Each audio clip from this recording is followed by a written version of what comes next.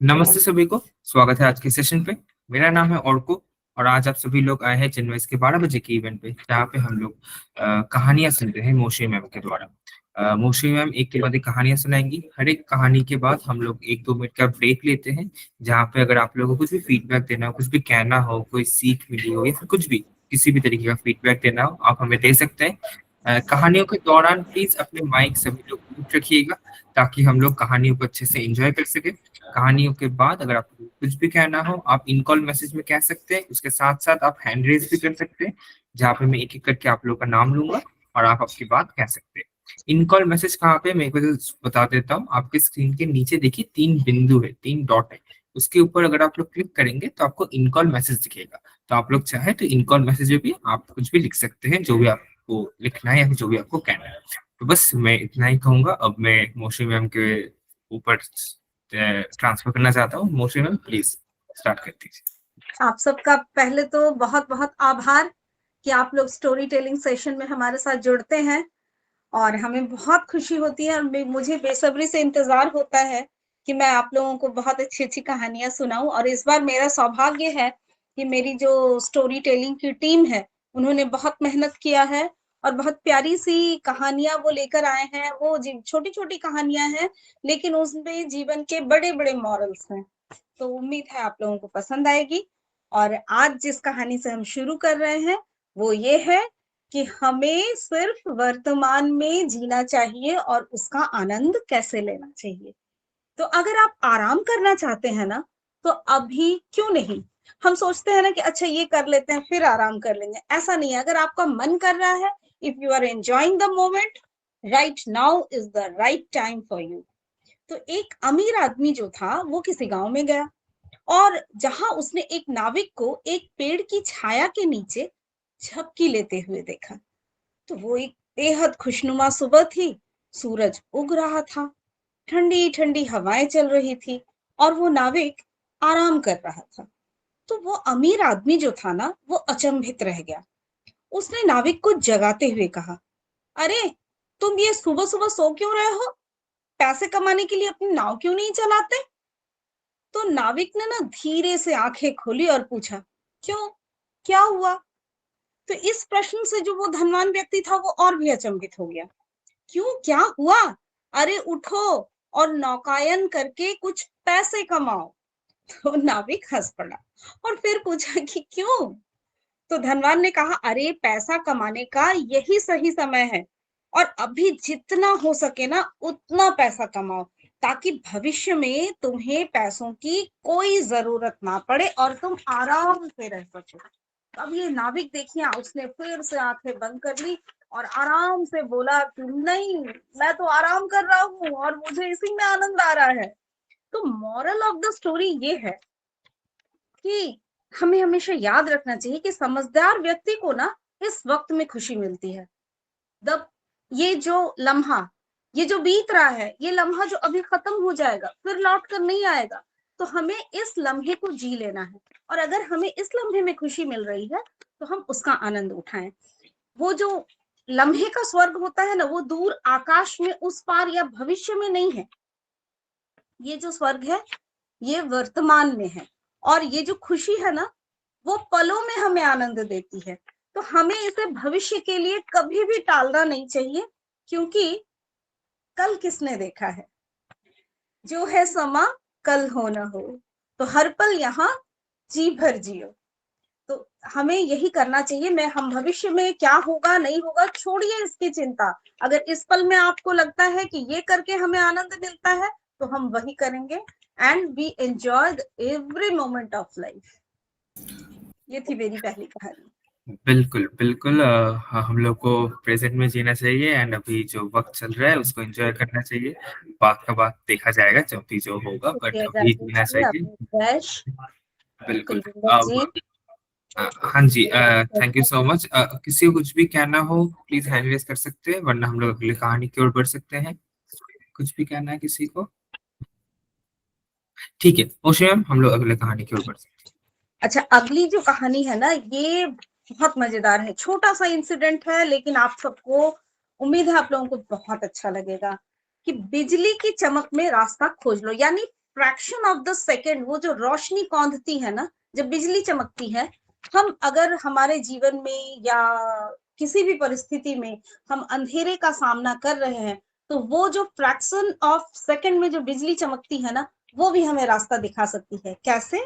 सुनिए। दो दोस्त थे और वो जंगल में खो गए।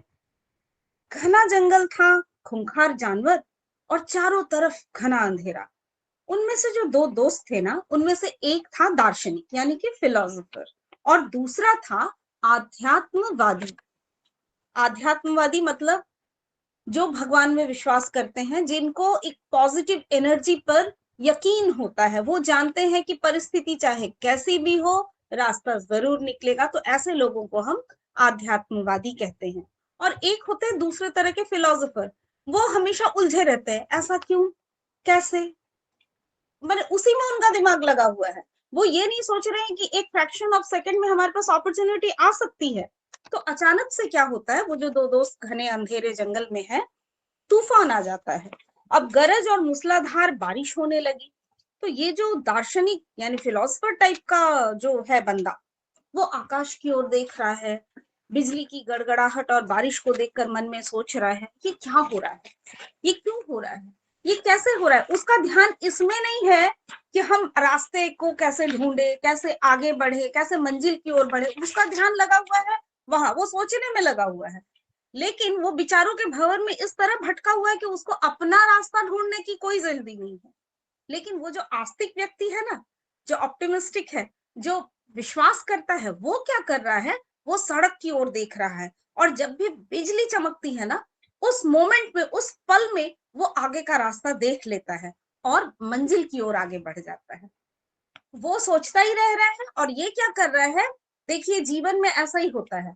हमारे पास ना फ्रैक्शन ऑफ सेकंड के लिए एक अपॉर्चुनिटी आती है, हमें उसको उसी समय ग्रैब करना होता है। उस छोटे से लम्हे में जो हमें पॉसिबिलिटी मिली है, उसको लेकर के आगे बढ़ना है। तो मॉरल ऑफ द स्टोरी ये है कि हम भी, ये जो संसार है ना, ये भी भयानक एक जंगल की तरह ही है। यहाँ भी हर पल अंधेरा छा जाता है, हम घिर जाते हैं। तो बिजली के बीच से हमें रास्ता ढूंढ लेना है, उस रास्ते पर हमें चलते रहना है, कर्म करना है।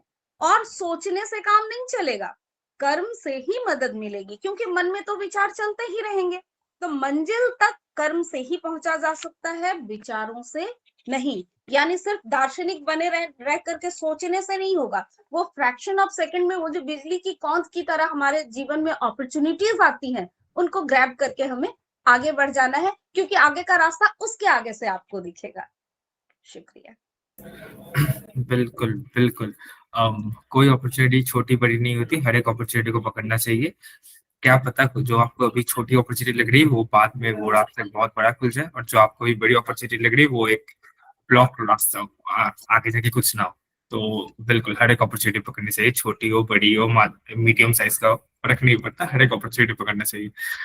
कोई अगर कुछ कहना चाहते हैं, हम लोग 1 मिनट इंतजार करते हैं, प्लीज हैंड रेज कीजिए, वरना हम लोग अगली कहानी की ओर बढ़ते हैं। कुलविंदर मैम ने लिखा है वेरी नाइस। बिल्कुल बहुत बढ़िया कहानी है। कोई कुछ कहना चाहते हैं? नहीं, ठीक है, मोशी मैम प्लीज। हमारी आज की तीसरी कहानी जो है, उसका शीर्षक है 10 अंधे आदमी नदी पार कर रहे थे। देखिए, आज की सारी कहानियां जो है, इसमें बहुत प्यारे प्यारे मॉरल्स हैं। पिछली कहानी में हमने देखा कि जब हम अंधेरे में घिरे होते हैं, तो उस वक्त वो बिजली का कौंधना 1 सेकंड के लिए भी, वो भी हमें रास्ता दिखा जाता है। तो वो भी कम बड़ी अपॉर्चुनिटी नहीं होती है उस वक्त जब हम अंधेरों में घिरे होते हैं। द सेकेंड वन इज कि हम अक्सर खुद को भूल जाते हैं। खुद को इम्पोर्टेंस देना, खुद को गिनना, खुद को महसूस करना, हम क्या चाहते हैं, खुद को पहचानना, ये हमारे लिए बहुत जरूरी है। तो 10 अंधे आदमी नदी पार करके दूसरे किनारे पर चले गए। अब एक ने सुझाव दिया कि हमें यह सुनिश्चित करने के लिए गिनती करनी चाहिए कि हम में से कोई डूबा तो नहीं। तो सभी सहमत हुए। लेकिन आश्चर्य की बात यह थी कि बार बार प्रयास के बावजूद गिनती 9 पर ही रुकी। अब ये लोग अंधे हैं, ये लोग गिनती कर रहे हैं और ये लोग हमेशा अपने उस एक साथी को ढूंढ नहीं पा रहे हैं, इनकी 9 पर गिनती आ रही है। तो किनारे पर बैठा एक आदमी ये सब देखकर हंस रहा था, और जो अंधे लोग थे वो लोग रो रहे थे वो चिंतित थे कि उनका एक साथी शायद डूब गया और उन्होंने उस आदमी से अपने डूबे हुए साथी को ढूंढने का अनुरोध किया। तो उस आदमी ने कहा, रुको, पहले मुझे गिनने दो। तो उन्होंने अंधों को एक कतार में खड़ा किया और कहा, जब मैं पहले व्यक्ति को बारी-बारी से थप्पड़ मारूं, तो उसे जोर से कहना होगा 1, दूसरे को 2 थप्पड़ मारूं तो 2, तीसरे को 3 थप्पड़ मारूं तो 3। तो सभी अंधे लोग ये समझ गए। अब उस आदमी ने थप्पड़ मारना शुरू किया, तो जिसको भी जितनी थप्पड़ पड़ती उतनी गिनती वो जोर से बोलते। ऐसा करते रहने से सभी अंधे आदमी जो थे वो खुश हो गए, क्योंकि उनको उनका 10वां साथी मिल गया। तो सभी ने उस आदमी को धन्यवाद दिया और उसके पैरों पर गिर पड़े और कहा, आप तो हमारे लिए भगवान हैं, कृपया बताएं हमारा मित्र आपको कैसे मिला। तो उस आदमी ने उत्तर दिया, एक प्राचीन रहस्य है जिसे आप नहीं समझेंगे, आप चलो अपने रास्ते चलो। तो मॉरल ऑफ द स्टोरी ये है कि ये प्राचीन रहस्य है क्या? रहस्य है, हम स्वयं को भूल जाते हैं। वो लोग जब गिनती कर रहे थे ना, वो बाकी को गिन रहे थे, खुद को नहीं गिन रहे थे। तो सारा जीवन हम ये जो स्व को पहचानने में ही काट देते हैं। हम नहीं पहचान पाते कि हम भी हैं, हमारा भी अस्तित्व है। तो हर कोई दूसरों के बारे में ही सोचते हुए जिंदगी गुजार देता है, लेकिन खुद को समझना, जानना, खुद को पैम्पर करना, ये सब हम भूल जाते हैं। तो उपाय क्या है? उपाय है ध्यान, यानी खुद पर केंद्रित करना। अपना जितना भी हमारा अस्तित्व है हमारा, उसको हम कैसे महसूस कर सकते हैं? हम मेडिटेशन कर सकते हैं, हम ध्यान कर सकते हैं। ये जो हमारा केंद्र है ना, हम यहाँ पर ला करके अपनी सारे विचारों को एकत्रित करके खुद को पहचान सकते हैं। ध्यान वो अनुष्ठान है जिसमें आप स्वयं से गिनती शुरू करते हैं। स्वयं की जागरूकता शब्द, विचार और मन से मुक्त होकर ध्यान के माध्यम से ही संभव है। तो सबसे पहले आप खुद को पहचानिए, खुद को जानिए, खुद को इम्पोर्टेंस दीजिए, क्योंकि आप खुद से प्यार करेंगे तो आप औरों को प्यार कर पाएंगे। औरों को प्यार करने के लिए, औरों के साथ पॉजिटिव रहने के लिए खुद का पॉजिटिव रहना और खुद को अस्तित्व में लाना बहुत जरूरी है। बिल्कुल बिल्कुल। सबसे पहले खुद को प्यार करना चाहिए, फिर दूसरों को। जब तक आप खुद को प्यार नहीं करेंगे तब तक आपके घर वाले, मम्मी पापा, किसी को भी दूसरे इंसान को वो प्यार नहीं दे पाएंगे। बिल्कुल सही कहा है मैम आपने। कहानी बहुत सुंदर थी, बिल्कुल देवराज सर ने कहा है, बहुत सुंदर थी बिल्कुल। किसी को कोई भी अगर कुछ कहना हो प्लीज हैंड रेस कीजिए। मैं सबसे रिक्वेस्ट करूंगा कि प्लीज जब हम लोग कहानी सुन रहे हैं प्लीज अपना माइक म्यूट रखिए। हम लोग ये ब्रेक दे रहे हैं, राइट? तो इस समय आप लोगों को कुछ भी कहना हो आप हैंड रेस करके कह सकते हैं। बट कहानी जब मोस्टली मैम कहानी बोल रही है तो प्लीज सब लोग अपना माइक म्यूट रखिए। मैं भी रखता हूँ अपना माइक म्यूट। तो मैं सबसे रिक्वेस्ट करूंगा कि अपना माइक म्यूट रखिएगा।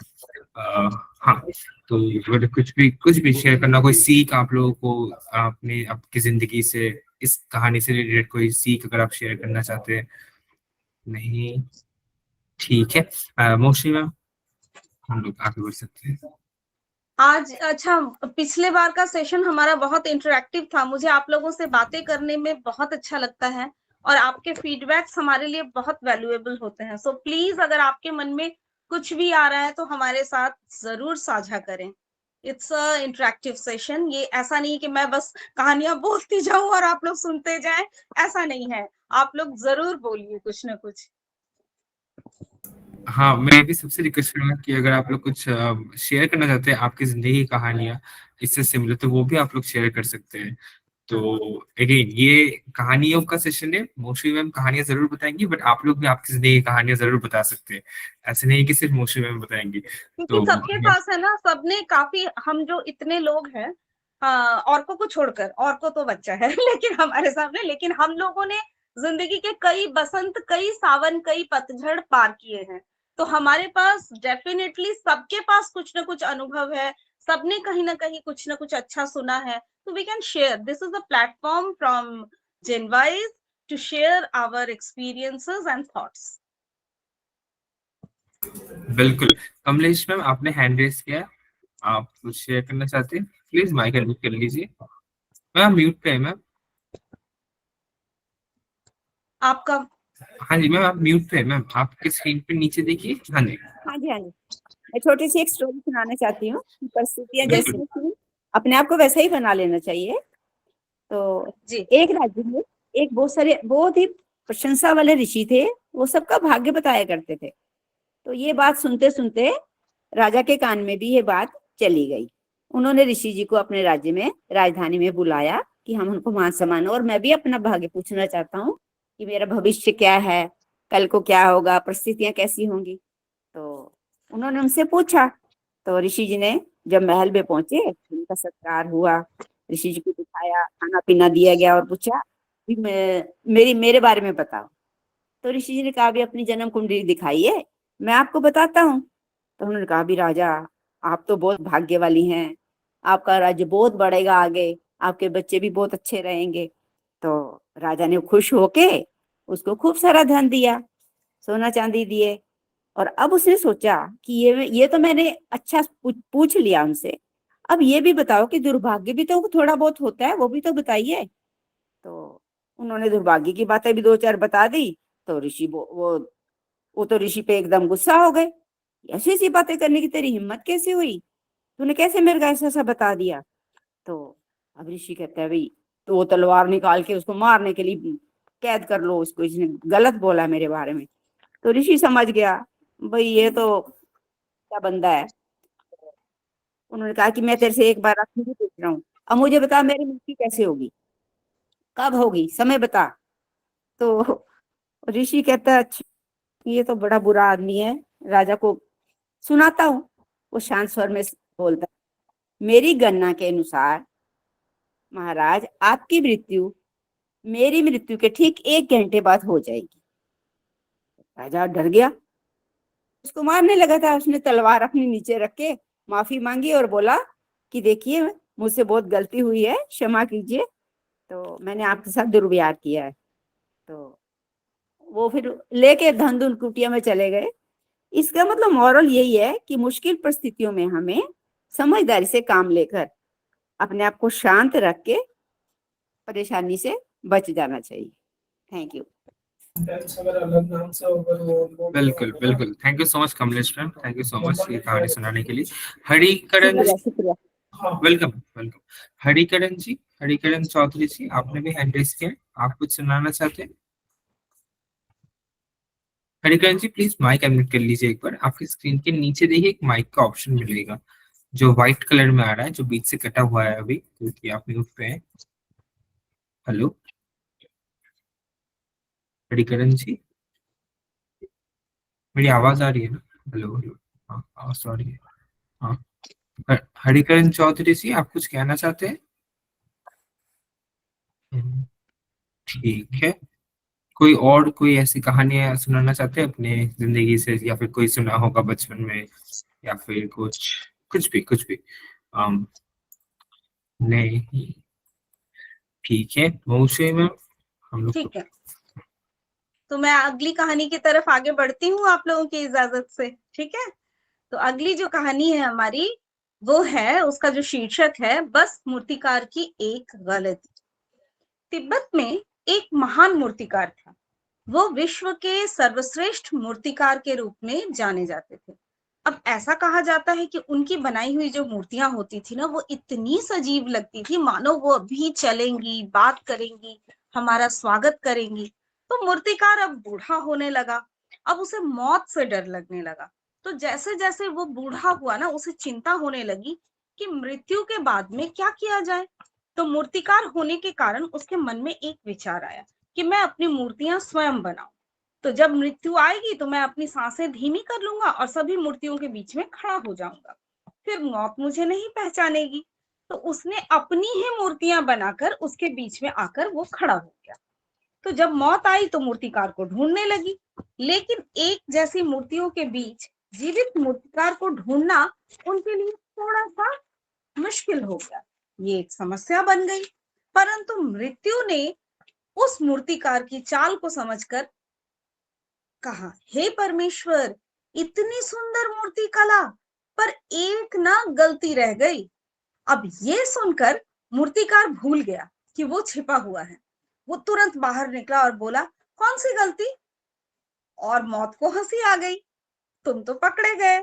गलती ये है कि आप स्वयं को भूल नहीं सकते। देखिए उन्होंने कितनी चालाकी से दिमाग लगाया कि जैसे ही मैं बोलूंगा मूर्तिकार को तो ये पता है कि मैं तो बिना गलती की इतनी सजीव मूर्तियां बनाता हूँ, मेरी गलती कौन पकड़ेगा।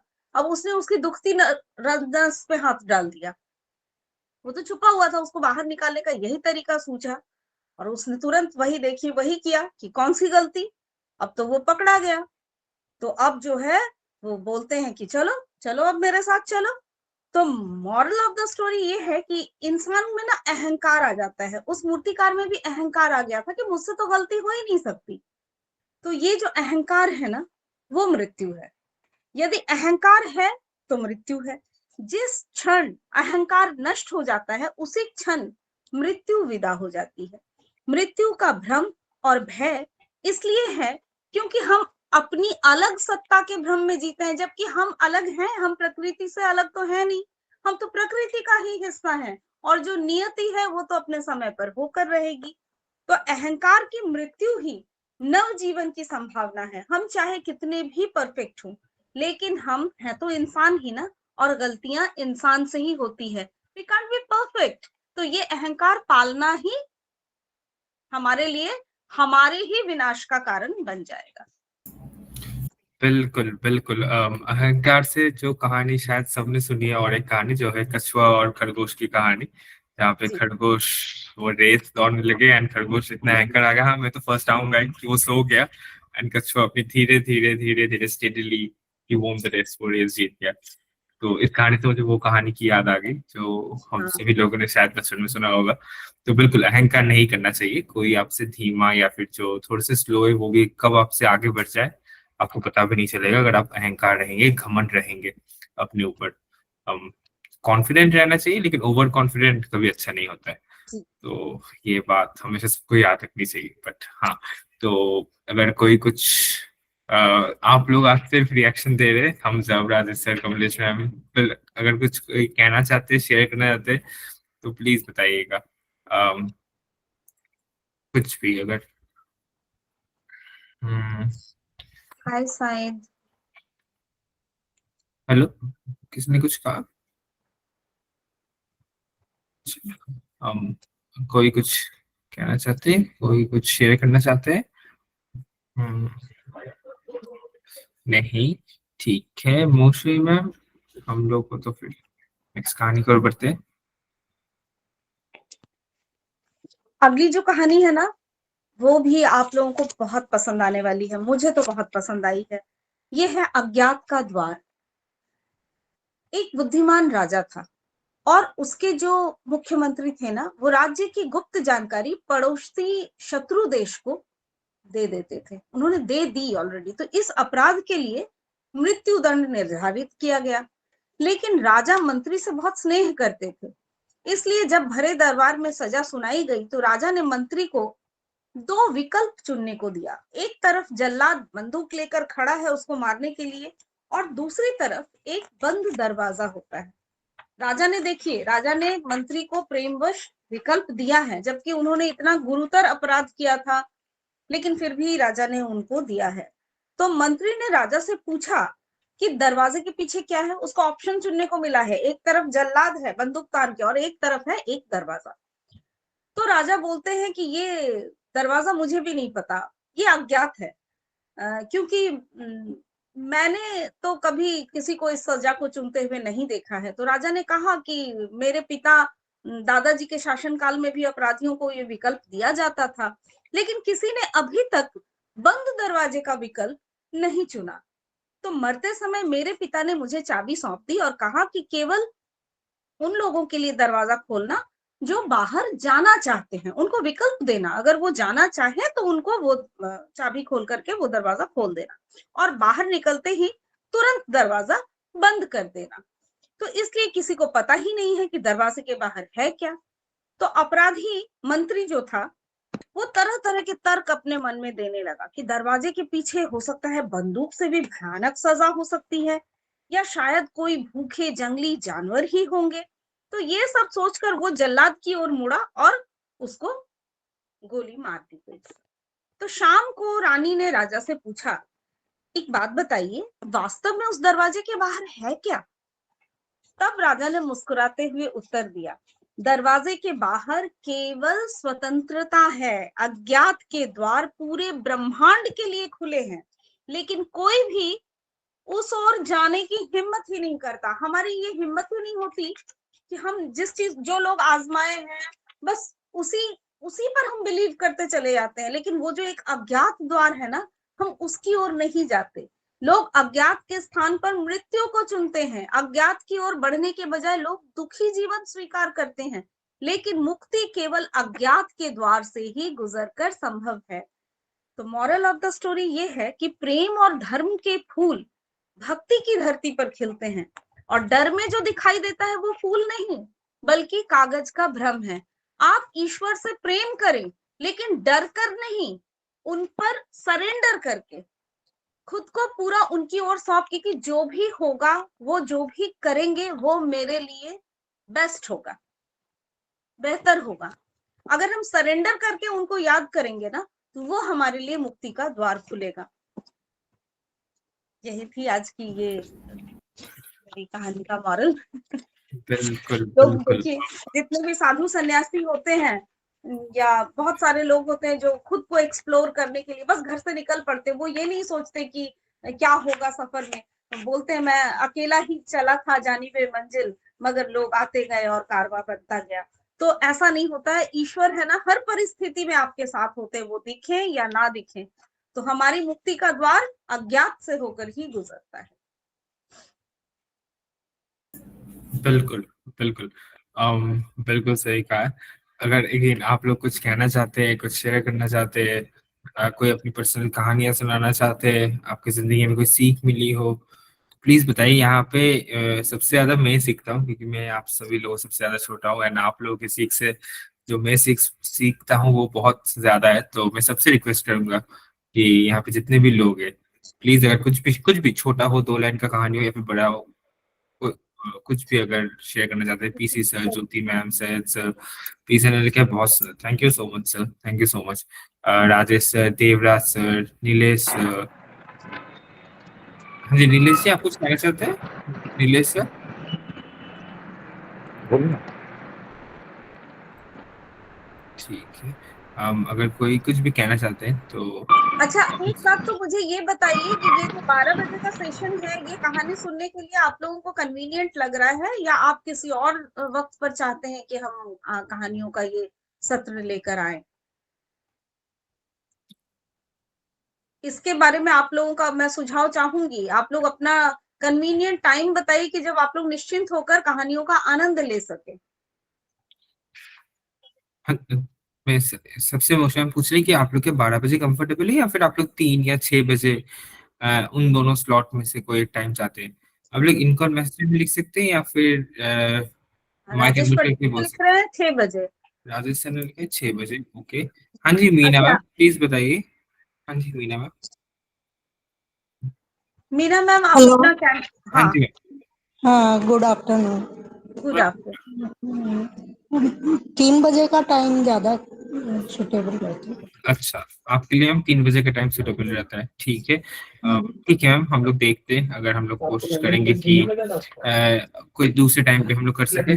जैसे पीसी सर ने लिखा है फिर 6 बजे। हाँ मतलब अगेन ये सबका अलग अलग होगा ऑब्वियसली, बट ठीक है, ठीक है। कोई कुछ कहानियां सुनाना चाहते हैं, कोई कुछ कहानियां हाँ जी देवराज सर, हाँ जी देवराज सर। अभी तक मैंने ना कभी हिंदी वाले लैंग्वेज में काम किया सर हाँ जी। आपकी आवाज हेलो। साफ से नहीं आ हाँ रही है। हाँ जी 3 बजे का टाइम ठीक रहेगा, आपने बोला ना।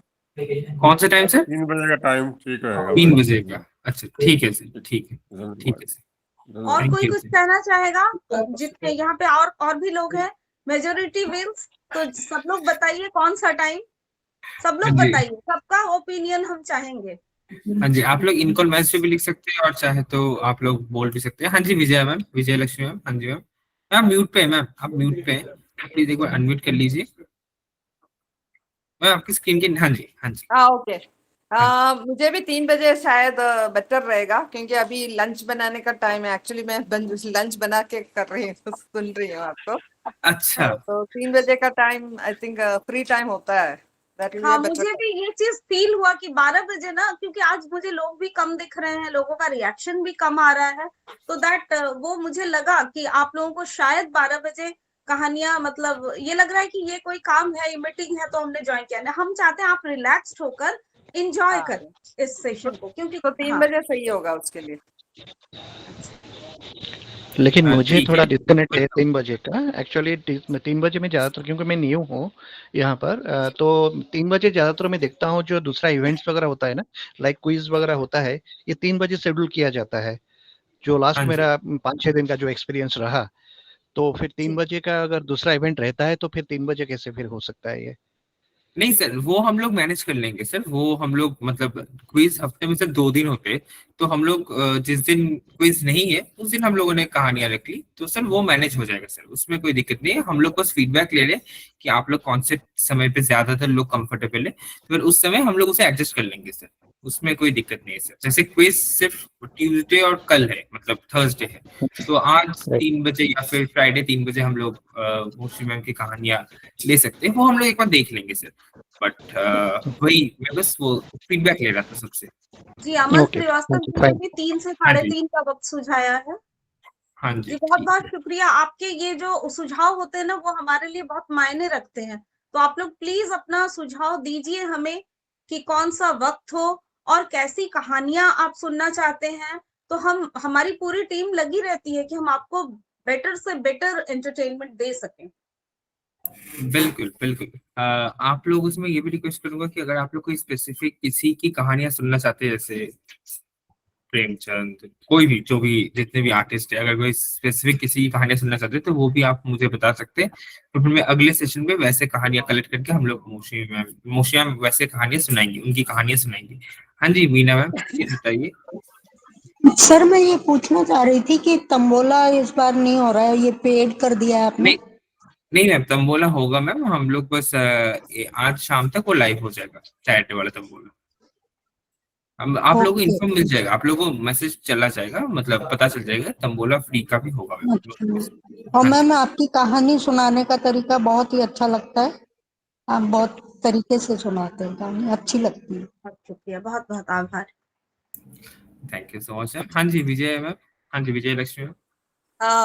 एक्चुअली मैं जो इंसान को मोटिवेटेड रखे ना, और अपना नेचर थोड़ा इम्प्रूव हो जाए, पॉजिटिव, जो आपने जो सब किया वो सेम है, live in the present, positive attitude रखना है, वो सब है, वो ही स्टोरीज चाहिए, ताकि हमारा जो बुढ़ापा है ना, थोड़ा फॉरगिव करने का रहे, और ज्यादा भय नहीं रखे अंदर, इस तरीके से बिहेवियर हमारा बनने का, ऐसा टाइप ऑफ स्टोरीज ही अच्छा है, दूसरा कुछ नहीं। Thank you. शुक्रिया कुलविंदर मैम, आपने लिखा है 3 या 6 बजे का टाइम ही आपके लिए कन्वीनियंट होगा। हाँ, मुझे भी लगा था ये 12 बजे का टाइम आप लोगों का कहानी सुनने में थोड़ा अनकन्वीनियंट होगा, ऐसा मुझे फील हुआ था, इसीलिए मैंने इस सवाल को छेड़ा कि आप लोग बताएं कि ये वक्त शायद आप लोगों के लिए थोड़ा सा मुनासिब नहीं हो रहा है। बिल्कुल। And thank you Vijay ma'am, हम लोग जरूर वैसे तरीके की कहानियां ले आएंगे, कोई दिक्कत नहीं, बिल्कुल, जिससे मोटिवेटेड हो एंड हैप्पी हो ज्यादा। बिल्कुल बिल्कुल, मैं समझ गया, मैं हम लोग वैसे तरह की कहानियां ले आएंगे। हाँ जी कुलविंदर मैम, आपने भी हैंड रेज किया, प्लीज बताइए। मैडम बहुत अच्छी कहानियां सुना रहे हो आप, बहुत अच्छा लगा आपकी कहानियां सुन के। और अहंकार की बात की थी आपने मैडम, रावण का भी अहंकार टूट गया था एक न एक दिन। तो हर हाँ एक जी। इंसान अहंकार करने वाला तो हमेशा ही नीचे गिरता है मैडम, कोई भी ऊपर नहीं उठता। जी। जी। अहंकार तो इतनी बुरी चीज है, जिसने जी। अहंकार कर लिया, चाहे घर में हो बाहर हो, कि भी मैं ही सब कुछ करता हूँ, मैं ये है, मैं वो हूँ, तो वो इंसान कभी ऊपर उठ ही नहीं सकता, जो मर्जी कर लो। अहंकार तो दुनिया में जिसको आ गया ना, वो धरती में नीचे ही गिरेगा। हम अगर ये सोचकर अपने कर्तव्य पथ पर, वो बोलते हैं charity begins from the home, तो हम शायद पूरी दुनिया एक पल में ना बदल पाए, लेकिन हम अपने आसपास जो लोग अपने घर में अपने आसपास बदल सकते हैं मैडम, पर नहीं बदलते लोग, फिर भी अहंकार तो सबके दिमाग में चढ़ा हुआ है। अब हमारे जैसे गुरुद्वारे में दान करने भी जाएंगे ना, वो भी कहेंगे कि मैंने इतना दान किया है, वो भी सुना सुना के लोगों को दिखाएंगे, इतना अहंकार है। ये नहीं सोचते कि मेरे को भगवान ने दिया है तो मैं गुरुद्वारे में दान करने आया हूँ, अगर मेरे पास ना होता तो मैं कहाँ से देता। जी बिल्कुल, भगवान हमें निमित्त मात्र बनाकर भेजते हैं और कोई किसी को कुछ नहीं देता, अपनी अपनी किस्मत का सब पाते हैं और ईश्वर ने सब कुछ पहले से ही निर्धारित करके रखा है कि आपको कब किसके द्वारा ये प्राप्त होगा। हाँ, यही सोचना चाहिए, पर लोग नहीं, ये एक तो लोग ये भी भूल जाते हैं कि हमें मरना तो एक सच्चाई है, ये जिंदगी तो हम यहाँ परमात्मा ने हमारी ड्यूटी लगाई है कि हमने इतना टाइम यहाँ पे अपना करके जाना है, बच्चों को देखना है, घर को देखना है, कुछ भी है। अब ये आदमी सोचता ही नहीं है, अहंकार में इतना डूब चुका है ना, किसी की मदद करके राजी भी नहीं है। जबकि हम अगर मतलब ईश्वर मुझे सक्षम ना बनाए तो मैं किसी को 1 रुपया, 1 दाना एक चावल का मैं पैसा नहीं नहीं दे कर सकते मैडम, एक पैसा नहीं दे सकते। भिखारी हूँ उसके दरबार का। उसने फिर वही कहावत आती है ना कि मैडम भगवान की मर्जी से तो एक पत्ता भी नहीं हिलता, अगर उनकी मर्जी ना हो तो हम एक पत्ता भी नहीं हिला सकते। जी बिल्कुल। पर लोग नहीं समझते, नहीं दुनिया समझती, कितना मर्जी समझा लो किसी को। बहुत अच्छी लगी मैडम आपकी कहानियां, बहुत अच्छी थी। ऐसे ही अच्छी लगती रहे, बस यही मेरी प्रार्थना है ईश्वर से कि मैं कुछ अच्छा समय आप लोगों के साथ बिता सकूं। ठीक खूब है, अच्छा मुझे टाइम, ईश्वर ने इसलिए चुना परमात्मा कि मैं आपको कहानी तंदुरुस्ती दे। सुनाऊं। नहीं, आपको सेहत आप भी दे, खूब अच्छी तरह तरक्की दे आपको। बहुत अच्छी कहानियां सुनाए आप हमको। आप Thank लोग भी you so बहुत बहुत खुशहाल और स्वस्थ रहिए, मस्त रहिए। Thank you madam. much. Thank you so much. Thank you sir, आप भी, आपको भी। Thank you so much, thank you so much. हाँ जी, पीसी सर, आपने भी हैंड रेज किया सर, आप प्लीज बताइए आपका क्या है। नहीं, सारी कहानियां बहुत अच्छी हैं और सारी कहानियां ही प्रेरणादायक है और बहुत सारी चीजें हम अपने जीवन में भी अपनाते हैं और इनसे प्रेरणा भी मिलती है और बहुत सारी चीजें सबको मालूम भी है कि भाई अच्छे काम करना चाहिए, इस तरह से होना चाहिए, तो ये तो हमें प्रेरणा मिलती है।